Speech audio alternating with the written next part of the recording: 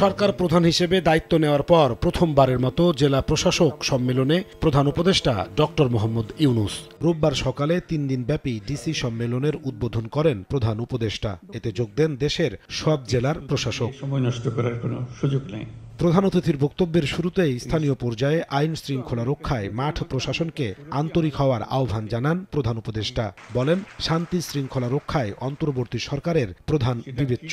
এর উপর নির্ভর করে সরকারের সফলতা ব্যর্থতা।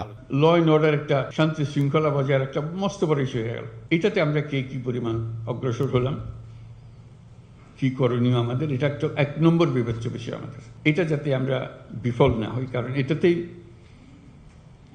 আমাদের সমস্ত অর্জন সফলভাবে অর্জন হতে পারে অথবা বিফলতায় পর্যবসিত হতে পারে।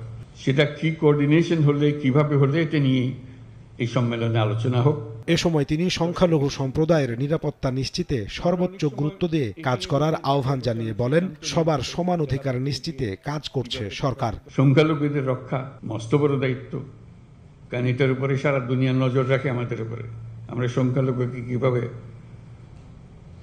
তাদের সঙ্গে ব্যবহার করছি, একটা ছোট্ট ঘটনা সারা দুনিয়াতে বিশাল হয়ে যায়।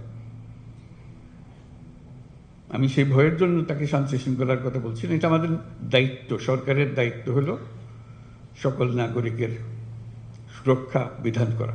আমি সংখ্যালঘু সম্প্রদায় তাদেরকেও বলেছি, আপনারা সংখ্যালঘু হিসেবে আমাদের কাছে দাবি করেন না, দেশের নাগরিক হিসেবে দাবি করেন।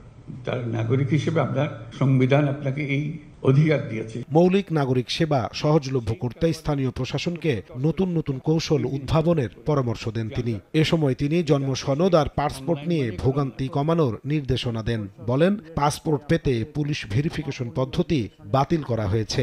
জন্ম নিবন্ধন এটার কোনো মা বাবা আছে বলে আমার মনে হয় না, কিন্তু পাওয়া যায়। পয়সা দিলে ঠিকই চলে আসে। পয়সা দিলে যখন ঠিকই চলে আসে, তাহলে পয়সা না দিলেও আসার কথা। এই সিস্টেমটা আমরা করতে পারছি না কেন? এটা তো একজন নাগরিকের অবশ্য প্রাপ্য। পাসপোর্ট তো আমার নাগরিক অধিকারের একটা অধিকার। আমি চোর না ডাকাত না কি, সেটা ভিন্নভাবে পুলিশ আমার বিচার করবে। কিন্তু আমাকে যে জন্ম সনদ দিয়েছেন, সেটাও কোনো পুলিশ ভেরিফিকেশন দিয়ে করেননি। পাসপোর্টও এই দেশের নাগরিকের একটা পরিচয়পত্র, এখানে পুলিশ ভেরিফিকেশন কোনো লাগবে না। আমরা আইন করে দিয়েছি যে এখন থেকে পুলিশ ভেরিফিকেশন লাগবে না। প্রাথমিক শিক্ষার মান কিভাবে উন্নত করা যায় সে বিষয়েও জেলা প্রশাসকদের তত্ত্বাবধানের আহ্বান জানান প্রধান উপদেষ্টা। 3 দিনব্যাপী জেলা প্রশাসন সম্মেলন চলবে 18 ফেব্রুয়ারি পর্যন্ত। একটু নজর দিলেই সবকিছু ঠিক আছে, আইনের কোনো অসুবিধা নেই। নাজমুস সালেহী, সময় সংবাদ, ঢাকা।